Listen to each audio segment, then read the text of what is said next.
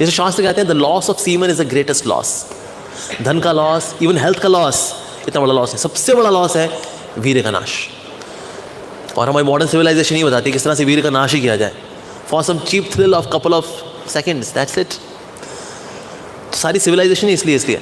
लेकिन जो व्यक्ति वीर्य को अपने अंदर रखेगा, ओजस्वी, तेजस्वी, this person will become more broad hearted, more acute in his intelligence. शास्त्र बहुत अच्छे समझ में आते हैं ब्रह्मचर्य का पालन करने से। उम्र लंबी होती है, person becomes disease free, almost disease free by brahmacharya. और दिव्य चीज़ों को समझने में आसानी होती है। दिव्य चीज़ें जो है वो डाइजेस्ट होती है, हाँ ये तो ऐसा हो जाएगा, ये तो वैसे हो जाएगा। पर जो लोग अपने वीर्य का नाश करते रहते हैं उनकी बुद्धि फिर जड़ हो जाती है। सब समझ नहीं आता, क्या है दिया है भगवद गीता में, तू लड़ ले, वो कह रहा नहीं मैं नहीं लड़ूंगा, तू लड़ ले नहीं लड़ूंगा, नहीं लड़ ले नहीं लड़ूंगा। गीता में फाइनली बोला ठीक है भाई मैं लड़ लेता हूँ। ये तो किताब यही है। ये कह रहा तू लड़ ले, कह रहा नहीं लड़ूंगा, तो लड़ ले। ये तो हमको समझ में नहीं आई साहब। कहते तो ब्रह्मचर्य का पालन करते हैं, नहीं सर वो तो हम बहा देते हैं, अपना वीर्य तो हम बहा देते हैं for some cheap thrill, either through bad habits और विद समवन। तो स्त्री की शक्ति होती है पवित्रता के अंदर। अगर वो पर पुरुष को भोग की दृष्टि से नहीं देखती, ऐसा विचार नहीं लेके आती और अपने पति के प्रति वफादार रहती है, इससे स्त्री के अंदर बहुत शक्ति आती है that she can understand shastras. Divya ज्ञान को पचा लेगी वो अपनी पवित्रता के कारण, बिकॉज ऑफ हर चेस्टिटी। और जो पुरुष होता है उसकी शक्ति होती है ब्रह्मचर्य के अंदर। सो प्रभुपाद जी बोला करते थे all women should get married and all man should be brahmacharis. तो भक्त बोले Shri Prabhupada how is it possible, ऐसे कैसे होगा? प्रभुपाद जी का दैट इज योर मैनेजमेंट, वो आपका पर्सनल मैनेज, कैसे मैनेजमेंट करना है उसको दैट यू वुड सी। पर लेकिन ऐसा ही होना चाहिए, जो ब्रह्मचारी हैं उनको ब्रह्मचारी रहना चाहिए, और जो गृहस्थ हैं they should also try to follow this brahmachari as much as possible. ब्रह्मचर्य बहुत शक्ति है। ब्रह्मे चरती ब्रह्मचारी, जो ब्रह्म के लेवल पे चलता है ना, यानी कि दिव्य धरातल पे चलता है, उसको ब्रह्मचारी बोलते हैं। तो इसीलिए ये ब्रह्मचर्य का बल है, that impossible became possible because of ब्रह्मचर्य। जब प्रभुपाद से किसी ने पूछा कि श्री प्रभुपाद आपका प्रभाव चारों ओर, अब जहाँ जाते हैं लोग आपसे आकर्षित होते हैं, आप जो बोलते हैं वो दिल को छूता है, ऐसा कैसे श्री प्रभुपाद? क्या चीज़ है जिसमें which makes you so potent? Prabhupada ने कहा because I have no sex desire, I have no desire for sex life, that gives me power.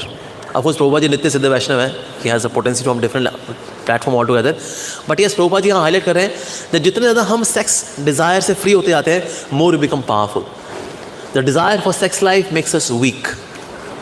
और जो इतना इस कार्नल प्लेजर के पीछे बहता चला जाता है, उतना ज़्यादा ना उसका चरित्र वीक होता चला जाता है, उसका ओज, उसका तेज कम हो जाता है, उसकी बुद्धि कमज़ोर हो जाती है, उसका शरीर जो है जर्ज। और जितना कोई व्यक्ति अपना वीर्य बहाता है यंग एज में, उसका बुढ़ापा उतना दर्दनाक होता है, कष्टदायक होता है। बुढ़ापे में बहुत कष्ट पाता है। अरे जिसने यंग एज में बहुत भोग किया, कहता है अरे ये जवानी है दीवानी। कोई बात नहीं सर, बुढ़ापे में तुम पिटोगे बेटा अच्छे से फिर। तो इसलिए यंग एज में इंद्रियों को नियंत्रित करना बहुत ज़रूरी है, स्पेशली ब्रह्मचर्य का पालन करना इज़ वेरी वेरी इंपॉर्टेंट। तो ये करना चाहिए। समहाउ आजकल ये कल्चर में नहीं है, ना स्कूलों में है। जो मोटिवेशनल स्पीकर्स भी बोलते हैं इट्स ओके, अगर आपने बहा दिया अपनी शक्ति को, इट्स ओके, हम भी बहा देते हैं, तुम नहीं बहा दिया, कोई बात नहीं। डॉक्टर्स भी करते हैं, well it's a kind of liquid in the body and in case we don't secrete such liquids out of the body, they can get into our heads and they can create havoc. So that is the spillage of the semen on a regular basis is good for the body. It's healthy. Thank you very much, Mind Valley. तो इसलिए आज की education भी यही है, doctor भी यही बोलते हैं क्या कोई बात नहीं, इट्स ओके, बजाय कि आप किसी से कोई गलत हरकत कर बैठो, वो बात नहीं, बाथरूम कराओ आप। नॉनसेंस, ये एजुकेशन देते हैं ये बांगड़ू। और ये से we are motivational speakers, we motivate you to go to hell, we motivate you to become weak, we motivate you. ये देखो ये मोटी मेरे बगल में बैठी, इसको बहुत वेट है, शी मोटिवेट्स मी। तो इसीलिए ये संसार जो है ना, ये कचरा जगह है एक्चुअली, उल्टी शिक्षाएं दी जाती हैं यहाँ पर। सो ब्रह्मचर्य शुड बी मेंटेन। और जितने जो अच्छा ब्रह्मचारी रहता है ना, वो अच्छा गृहस्थ बनता है। जो अच्छा ब्रह्मचारी नहीं हो रहा ना, वो गृहस्थी में भी जो है तूफानी मचाता है वहाँ पर। वो लड़की सर पीटते रहती, ये भक्त से मैंने शादी की है, ये तो पगलाट नंबर 1 है, इससे बढ़िया तो मैं किसी कर्मी से शादी कर लेती। आती है मेरे साथ, कुछ माताओं ने शेयर किया मेरे साथ जिसकी किसी भक्त से शादी की, who was not a good ब्रह्मचारी। एक अच्छा ब्रह्मचारी गुरु के आशीर्वाद से अगर गृहस्थ बनता है, विल बिकम गुरु गृहस्थ। नहीं अच्छा ब्रह्मचारी नहीं, अच्छा गृहस्थ भी नहीं बन सकता। कई बार हम ऐसा मानते हैं, अब भाई तू ब्रह्मचारी तेरे से होगा नहीं, तू गृहस्थ हो जा। अरे भाई वो गृहस्थ भी नहीं हो पाएगा वो। So we should be a good brahmachari to be a good grihastha. पर स्कूल में आजकल एजुकेशन नहीं दी जाती, तो इसीलिए फिर ब्रह्मचर्य का पालन कोई करता ही नहीं है। करता नहीं तो फिर वो वाइटैलिटी आती नहीं, वो सेंस ऑफ मोरालिटी नहीं आती। ब्रह्मचर्य से सेंस ऑफ मोरालिटी बढ़ती है, नैतिकता बढ़ती है हमारी। जब गलत करने का कुछ होगा ना तो उस वक्त रोकने की शक्ति, और अगर गलत हो भी गया तो उसमें आत्मग्लानी ये आती वीर्य से आती है। सो वीर्य जो है बॉडी में रहता है in the form of vapours, सूक्ष्म रूप में रहता है। बट अगर कोई इजैकुलेट करता है, अगर कोई फिजिकली करना चाहता है, देन फिर वो लिक्विड फॉर्म में देन इट कम्स। पर उसके अंदर कितनी potency, just see that can give birth to a child.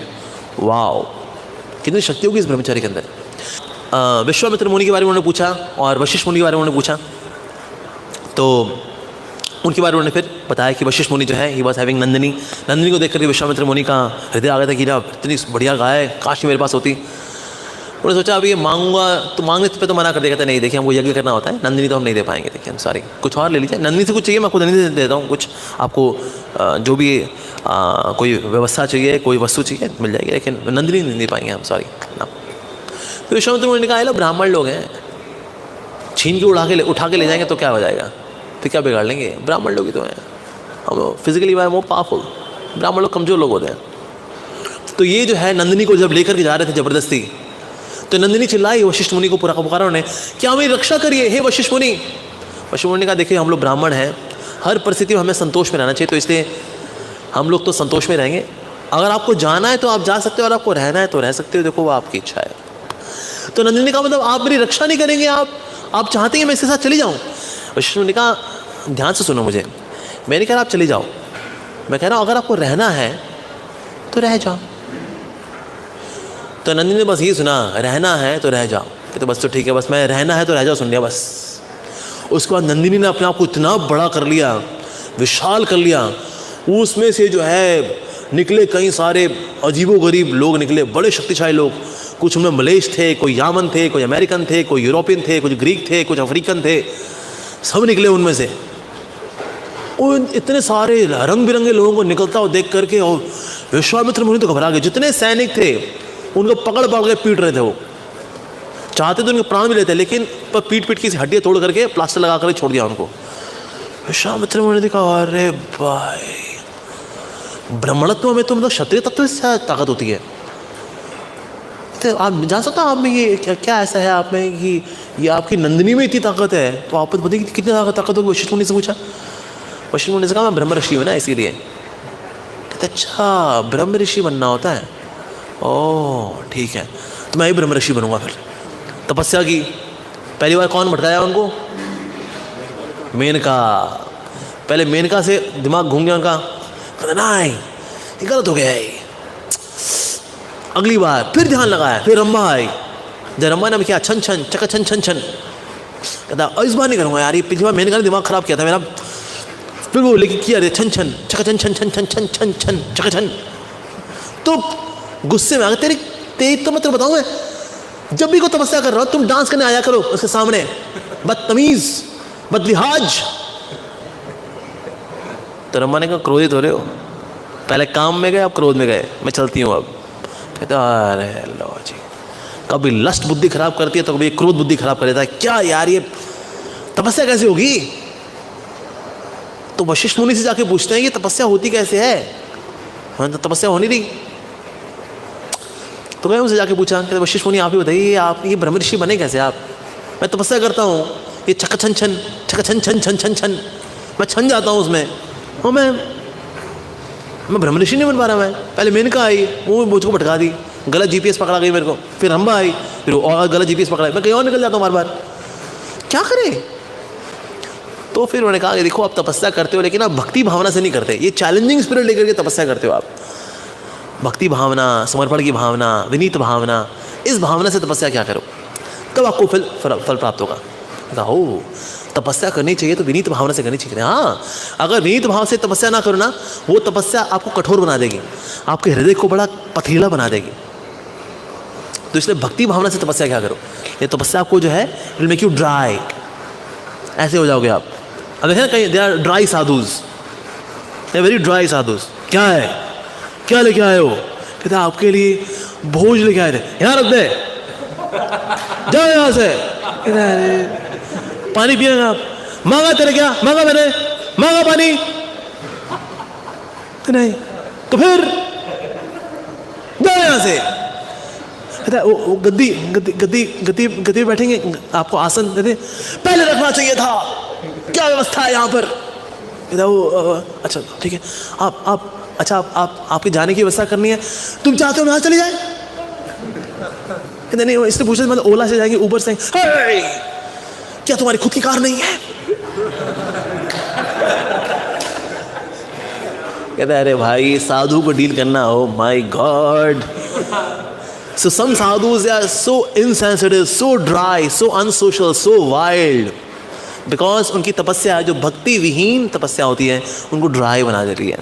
ऐसा जिसने कहा आपकी भक्ति, आपने ना भक्ति भावना, विनीत भावना नहीं आपकी तपस्या के अंदर, इसे जो है बड़ी कठोरता से आप कर रहे हो। ये कठोरता को लेकर के आप जाओगे तो फिर कोई छन छन करके आएगी, तो कठोर चीज़ क्या होती है? टूट जाती है टुकड़ों में। तो इस बार आप कई बार टुकड़ों में, कभी काम वासना टूट गए तो कभी आप क्रोध में टूट गए, इसलिए भक्ति भावना लेकर के आएंगे। तो ये सब उन्होंने सुना। So here we can learn कि ना वैष्णव से पंगा लोगे तो कुछ नहीं पाओगे, वैष्णव से सीखने के लिए जाएंगे तो हमें बहुत कुछ मिलेगा। वैष्णव से बैर नहीं लेना चाहिए, let me have this and my enmity with this Vaishnava, ना, कुछ नहीं हाथ आएगा हमारे। वी शुड ऑलवेज हैव मैत्री विद वैष्णव्स। भले ही हमारी केमिस्ट्री में मैच हो, लेकिन फिर भी किसी वैष्णव से वैर नहीं रखना चाहिए। अगर उसने मन में बद्दुआ भी कर दी ना, अगर ऐसा, बेड़ा कर को तेरा, हरे कृष्ण कृष्ण कृष्ण हरे, ओ लो जी, सामने वाला तो गया, फिर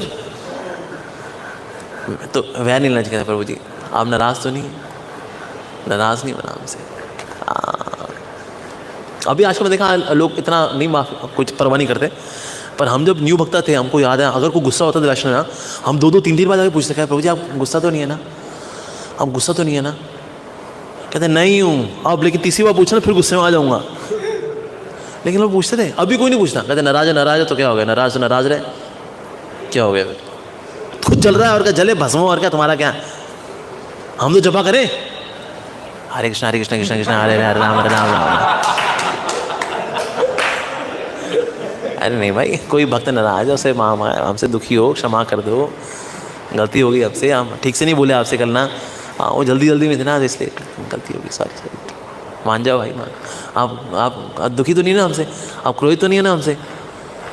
वैष्णव से हमें मैत्री रखनी चाहिए ना, क्या भाई क्या बिगाड़ लेगा वो, अब क्या बिगाड़, मैं जानता हूँ उसकी हिस्ट्री क्या है। अरे मिरांडा कॉलेज में बाहर घूमता था वो, आज धोती कुर्ता पहन के बड़ा हीरो बनता है यहाँ पर, क्या बिगाड़ लेगा मेरा वो, मैं भगत हूँ, ये नहीं सोचना चाहिए। वैष्णव भाई वो हरे कृष्णा करता है, तो इसलिए हमें भक्तों से दुआएं लेनी है, बद्दुआएं नहीं लेनी है।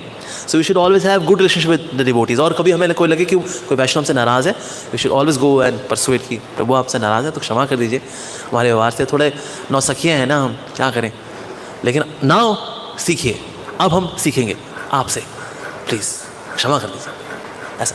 सो that is we should always have maitri. तो इस तरह से हम देखते हैं विश्वामित्र मुनि व्हेन ही हैड मैत्री, then he got mercy। तो इस प्रकार से ये विश्वामित्र मुनि की जो कथा थी उन्होंने सुनी। फिर आगे फिर उन्होंने कहा कि एक और चीज़ जो आपको सीखनी चाहिए, इस गंधर्व ने कहा कि whenever you are going forward you should always have ब्राह्मणा। तो अर्जुन ने पूछा अच्छा कौन सा ब्राह्मण है बताओ जिसको लेके चले, वी आर हैप्पी, कोई चलो से हमारे साथ। तो उन्होंने बताया फिर आप जाइए उत्कोच स्थान पर, वहाँ पर एक ऋषि है, उनका नाम है धौम्य ऋषि। तो ये देवक ऋषि के ब्रदर हैं, आप उनसे जाके मिलिए और ये आपको आगे गाइड करेंगे कि द्रुपद महाराज के वहाँ कैसे पहुँचना है, स्वयंवर में कैसे पहुँचना है। तो इस प्रकार से अभी स्वयंवर की ओर बढ़ गए। ओके, तो स्वयंवर अब कैसा हुआ, क्या हुआ, इसकी चर्चा हम करेंगे कल। यस, द्रुपद जो थे बहुत क्रोधावेश में थे कि ना मेरा इतना अपमान हुआ है, मेरे साम्राज्य में ही मैं सदर्न पोर्शन में रह रहा हूँ, नॉर्दर्न पोर्शन जो है मैंने उस व्यक्ति को दिया हुआ है जो कि मेरा सो कॉल्ड फ्रेंड है, जिसने इतनी बेइज्जती की मेरी, पांडवों से कौरवों से मेरे को बंधवा करके एक को बेइज्जत करके अपने पास मंगवाया है जिसने इतनी एज अ गुरु दक्षिणा। तो इसलिए ना द्रुपद के मन में बड़ा आवेश था, वेंजेंस, प्रतिशोध की भावना। तो जगह जगह वो जा रहे थे, ऋषि मुनि से मिल रहे थे कि ना क्या कोई ऐसा कुछ हो सकता है कि जिससे कि मुझे कोई एक ऐसा व्यक्ति प्राप्त हो जो द्रोण को मार दे। तो सब कहते हैं देखिए द्रोणाचार्य को मारने वाला कौन पैदा हो सकता है, ये नहीं हो सकता। नहीं, और अगर हो भी सकता है देखिए हम ये यज्ञ में भाग नहीं ले सकते, ऐसा यज्ञ हम ना तो करेंगे ना किसी को रेकमेंड करेंगे करने के लिए। अच्छा द्रोणाचार्य जैसे ब्राह्मण, अरे बिल्कुल नहीं, देखिए हम तो नहीं कर पाएंगे। अरे मैं आपको 10,000 गाय दूंगा, मैं आपको 20,000 गाय दूंगा, अच्छा मैं अपने साम्राज्य का आधा हिस्सा और दे दूंगा आपको। ये प्रलोभन दिया करते थे वो। पर जितने ब्राह्मण थे, ब्राह्मण सब संतुष्ट थे, कहते देखिए हम ये इस प्रकार कार्य हम नहीं कर सकते। देखिए ना ना ना, फाइनली घूमते घामते कई स्थानों पर जाते जाते फिर फाइनली द्रुपद पहुँचे। 2 भाई थे, ब्राह्मण थे, उनका नाम था यज और उपयज। तो यज बड़े भाई थे, छोटे भाई का नाम था उपयज। तो ये गए, इन्होंने देखा कि ना दोनों ही बहुत बढ़िया ब्राह्मण है, लेकिन उपयज जो है ज़्यादा शक्तिशाली ब्राह्मण है। तो उपयज के पास पहुँच के बोले द्रुपद कि मैं चाहता हूँ कि ना आपके जैसा तेजस्वी ओजस्वी ब्राह्मण यदि यज्ञ करे तो ना मुझको एक ऐसे पुत्र की प्राप्ति हो जो कि द्रोणाचार्य का वध कर सके। उपयज ने कहा ऐसे घटिया काम हम लोग नहीं करते वैसे, कि मैं यज्ञ करूँगा कि एक और जाके ब्राह्मण को मार दे कोई, ऐसा मैं यज्ञ करूँगा, इस तरह के लो क्लास काम मैं नहीं करता। द्रुपद ने कहा मैं आपको 10,000 गाय दूंगा। एक ब्राह्मण को चाहिए क्या गाय चाहिए होती ना, उस गाय से देन को स्वाहा स्वाहा है। नहीं जी, जितनी गाय है हमारे पास, हमारे गौशाला के अंदर बहुत है, मैं ऐसा काम नहीं कर सकता। द्रुपद ने बहुत रिक्वेस्ट की, लेकिन उपयज ने कहा ना ये घटिया काम हम नहीं कर पाएंगे, सॉरी। तो 1 साल द्रुपद ने दोनों भाइयों की सेवा की, दोनों भाइयों को संतुष्ट करने का प्रयास किया। तो उपयज जो है एक साल बाद बोले देखो मैं तो ये काम नहीं कर पाऊंगा, लेकिन मेरा जो बड़ा भाई है ना यज, इसमें ना सेंस ऑफ डिस्क्रिमिनेशन इतनी नहीं है। एक समय मैं ऐसे जंगल में था, तो जंगल में नीचे पड़ा एक फल था, वो उठा के खाना शुरू कर दिया, जबकि सड़ा हुआ फल था वो। तो इसको इतनी बुद्धि है नहीं कि क्या साफ़ है क्या साफ़ नहीं है, तो इसलिए इसकी सेंस ऑफ डिस्क्रिमिनेशन कमज़ोर है। तो मेरे इसके बाद जा सकते हो। और इसके अंदर थोड़ी इच्छाएँ भी हैं कि थोड़ा कुछ मिल जाता, थोड़ा कुछ हो जाता। अक्सर मुझे बोलता रहता है क्या छोटे तू भी यार, हम भी कहीं आगे चलते, हम भी कुछ बनते आगे, हम भी कुछ झंडे गाड़ते आगे जा करके। तो इसलिए वो अक्सर मेरे से बड़ा डिसअपॉइंटेड रहता है मेरा बड़ा भाई। तो अगर आप उसके पास जाओगे हो सकता है वो आपका एक कार्य कर दे। तो द्रुपद जो है यज के पास गए, उनको पता Yaj was not as good as Upayaj. उनको लगा लेकिन चलो क्या पता ये अग्री कर जाए, यज्ञ हो जाए बस। एक अच्छे ब्राह्मण से होता तो फिर रिजल्ट और अच्छे आते, बट एनीवे चलो यज से काम चलाते हैं। तो यज के पास गए, यज तैयार हो गया। यज तैयार हो गया, हाँ जी बिल्कुल कर देंगे, 10,000 गाय के लिए तो हम बिल्कुल कर देंगे। आप तो 100 गाय बोलते तभी तैयार हो गया था, आपने 10,000 कर दिया तो जितने मर्जी कराओ आप, बिल्कुल, लेकिन देना जरूर। कहते हाँ, द्रुपद ने कहा बिल्कुल जरूर दूंगा, 100% दूंगा, आप करोगे नहीं? बिल्कुल करेंगे जी। फाइनली फिर अपनी पत्नी के साथ आए द्रुपद, और फिर उनके फिर यज्ञ होना शुरू हुआ। यज्ञ हुआ तो यज्ञ में क्या हुआ, अब यज्ञ का जो प्रसादी था, जो प्रसाद था उसका महाप्रसाद, अब वो जो है इस पत्नी को खिलाना ताकि पत्नी गर्भवती हो तो फिर उनका पुत्र प्राप्त हो, ऐसा था प्लान। तो फिर उन्होंने अभी प्रसादी लिया, अभी जो कि अब देना था पत्नी को, लेकिन पत्नी के मुंह में जो है अभी सैफरॉन था, क्या बोलते हैं, केसर। तो अभी वो मुंह में केसर ली हुई थी और मुंह में वो चबा रही थी। अभी कहते वो मेरे मुंह में हाँ भी कुछ मैं अभी ले नहीं पाऊंगी, चबा रही हूँ ना, इलायची भी है और उसमें केसर भी है, टेस्टी है, नहीं खा पाऊंगी मैं, सॉरी। तो ब्राह्मण ने कहा, लेकिन यज ने कहा लेकिन ये अभी आपको खाना तो पड़ेगा, अभी आहुति वेट नहीं कर सकती। कह लेकिन मुझे बहुत टेस्टी लग रहा है, थोड़ा टाइम लगेगा, मैं जाऊँगी फिर नहा करके आऊँगी, फिर खाऊंगी प्रसाद, वेरी टेस्टी। भाई तुम ये आप केसर ही खाओ। फिर तो उन्होंने फिर वो आहुति लेकर के यज्ञ में डाल दी। तो यज्ञ में डाली तो फिर उन वहाँ पर एक पुत्र प्राप्त हुआ, और उसके सर में मुकुट भी था, बड़ा तेजस्वी था और हंस रहा था, वो शक्तिशाली था। और जैसे निकला यज्ञ से, he was appearing like a demigod, देवता जैसे दिख रहा था वो। तो तुरंत जो है उसका जो आग में जब प्रकट हुआ तो अग्नि से प्रकट होकर फिर यज्ञ से बाहर ही आ गया। वो बाहर आकर के सीधे रथ पे बैठा और यहाँ वहाँ जो है रथ चलाने लग गया। मैंने कहा अरे बड़ा टैलेंटेड, अच्छा नाइस। उसके बाद जो दूसरी आहुति थी जब उन्होंने देनी चाहिए ब्राह्मण ने, कहते हो गया आपका? कहते बस थोड़ा सा रहेगा बस मेरा। कहते तुम रहने दो। इसको लेकर के फिर अग्नि में डाला। जब अग्नि में डाला तो इस बार फिर उनको पुत्री प्राप्त हुई। तो बहुत ही सुंदर स्त्री जो है वहाँ प्रकट हुई। She was having little dark complexion और उनके बड़े silky glossy hair with bluish tint और गोल्डन करके उनका कपड़े पहने हुए थे उन्होंने। She was very nicely decorated, nicely dressed. तो फिर इनका जन्म हुआ। तो सब जो है देखते रहेगा, अरे इतनी सुंदर स्त्री, इतनी सुंदर, अरे। तो सबके मन में ये था, भाई कौन वो सौभाग्यशाली होगा जिनके जीवन में ये लड़की आएगी, अरे कौन वो सौभाग्यशाली होगा। तो इस प्रकार से अब ये दोनों जब हुए तो फिर इनका नामकरण संस्कार की बारी आई। तो नामकरण जब संस्कार की बारी आई तो उन्होंने कहा इसका जो नाम है हम रखेंगे दृष्टद्युम्न, और जो बेटी है उसका नाम रखेंगे कृष्णा, क्योंकि ये कृष्णा नहीं, कृष्णा फीमेल। हाँ, जैसे होता है चित्रांगद चित्रांगदा, अर्जुन अर्जुना, वैसे ही कृष्ण कृष्णा, ऐसा। तो ये कृष्णा क्योंकि श्याम वर्ण की है इसीलिए कृष्णा। दृष्टद्युम्न जो होगा ये इतना शक्तिशाली होगा कि इसके आगे को टिक नहीं पाएगा, बहुत शक्तिशाली होगा ये। और ये होगा जो कि द्रोणाचार्य जी का वध करेगा, ये वो असंभव कार्य करेगा। और ये जो बेटी है इसके लिए फिर आकाशवाणी ये हुई कि ये बहुत ही तेजस्विनी होगी और ये भगवान श्री कृष्ण की शुद्ध भक्त होगी, और ये कारण बनेगी कई सारे आतताई जो क्षत्रिय हैं उनकी मृत्यु का कारण बनेगी, स्टार्टिंग विद द कौरवास। तो सबने कहा जय जय जय, इस प्रकार से दोनों का नामकरण हुआ। तो बाद में फिर इनका नाम पड़ा, क्योंकि द्रुपद की बेटी थी तो द्रौपदी भी नाम पड़ा, लेकिन इमीडिएटली जो नाम दिया गया था वो था कृष्णा, कृष्णा। तो इस प्रकार से इनका नामकरण वगैरह हुआ। और मीनवाइल क्या हुआ, व्यास देव जो है इनको लेकर था पांडवास को, उन्होंने बोला कि ना आप लोग जो है एक अलग स्थान पे आप निवास करिए अब, क्योंकि अब यहाँ रहते हुए अभी आप काफ़ी समय हो गया। तो एक चक्रधाम है, फिर उनको वहाँ ले गए। तो एक चक्रधाम में उन्होंने निवास किया। मीनवाइल ये जो दृष्टद्युम्न थे, दृष्टद्युम्न को बारे में सोच रहे थे कि ना इसको बेस्ट अगर ट्रेनिंग देनी है, फाइटिंग की अगर ट्रेनिंग देनी है तो सबसे बेस्ट स्कूल कौन सा है। कई स्कूल आए, उनमें से उनकी एप्लीकेशन मंगाई गई, उनका ब्रोशर मंगाया गया, उनका इंफ्रास्ट्रक्चर देखा गया, फैकल्टी देखे गए, उनका कोर्स मटेरियल देखा गया। The best was Dronacharya's institute of military sciences. तो फाइनली वहीं पर ही दिया गया। तो द्रुपद ने कहा चलो, वो तो ये मानता मैं दोस्त हूँ तो वहीं भेजता हूँ। तो दृष्टद्युम्न जो है फॉर्म भरा, लिखा name Dhrishtadyumna, father's name Drupad, motive joining to kill you. तो फॉर्म पढ़ा भी, द्रोणाचार्य ने कहा nice interesting form, your name, father's name, your intention is very nice, want to kill me यार, ओके ठीक है, बट फिर भी मैं तुमको ट्रेनिंग दूंगा। तो हालांकि द्रोणाचार्य जानते थे कि दृष्टद्युम्न मेरे को मारने के लिए इसको यज्ञ से प्रकट किया गया है, but that was the magnanimity.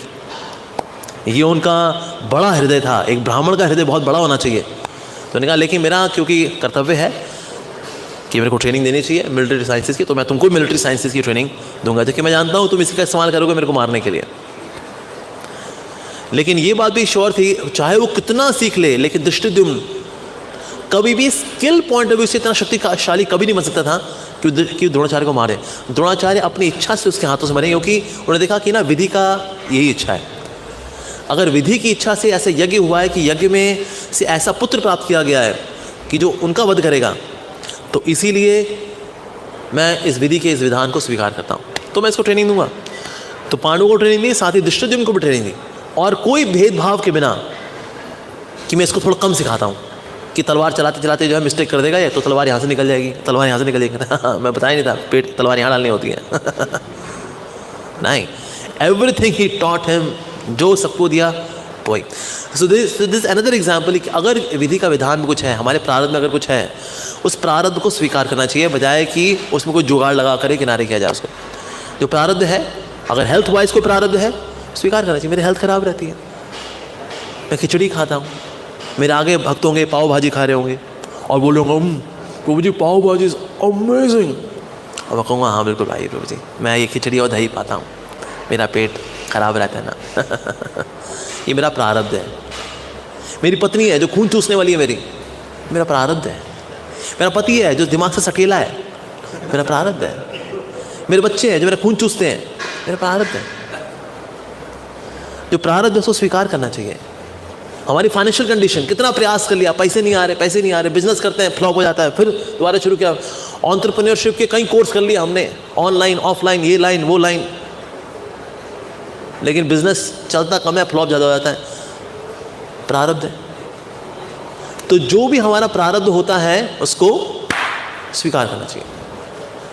That's it. तो यही समझदारी वास्तव। ये यहाँ पर एग्जाम्पल हमको मिलता है यहाँ पर द्रोणाचार्य जी से, एक्सेप्टिंग द विधि का विधान।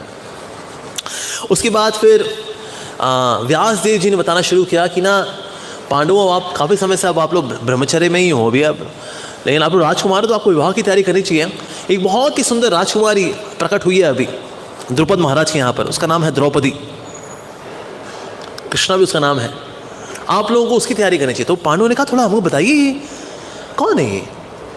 तो व्यास जी ने उनको बताना शुरू किया कि ना पिछले जन्म में एक ऐसी ब्राह्मणी थी जिसकी बड़ी इच्छा थी कि ना उसके पास बड़े ही योग्य पति उसको प्राप्त हो। तो उसने तपस्या वगैरह की और तपस्या करके शिवजी को बड़ा प्रसन्न किया। शिवजी को प्रसन्न किया तो शिवजी प्रकट हुए। शिवजी प्रकट हुए तो शिवजी ने कहा कहो तुमको क्या चाहिए। तो उन्होंने कहा मुझे तो एक ऐसा पति प्राप्त हो,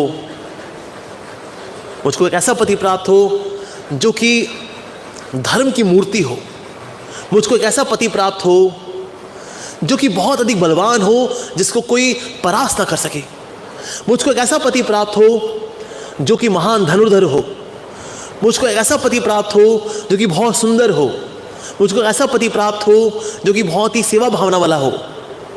तो बस मुझको पति प्राप्त हो, मुझको बस पति प्राप्त हो, मुझको पति प्राप्त हो, पति प्राप्त हो, और बस ऐसा पति प्राप्त हो।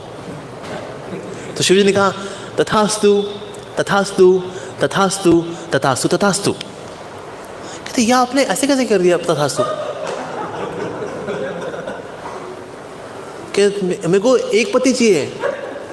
कहते तुम ही बोली पतिम देही पतिम देही पतिम। मेरे को ऐसा पति प्राप्त हो तथास्तु, मेरे को ऐसा पति प्राप्त हो तथास्तु, मेरे को ऐसा पति प्राप्त हो तथास्तु, मेरे को ऐसा पति प्राप्त हो तथास्तु, मेरे को ऐसा पति प्राप्त हो तथास्तु। तो सबको तथास्तु तथास्तु तथास्तु तथास्तु।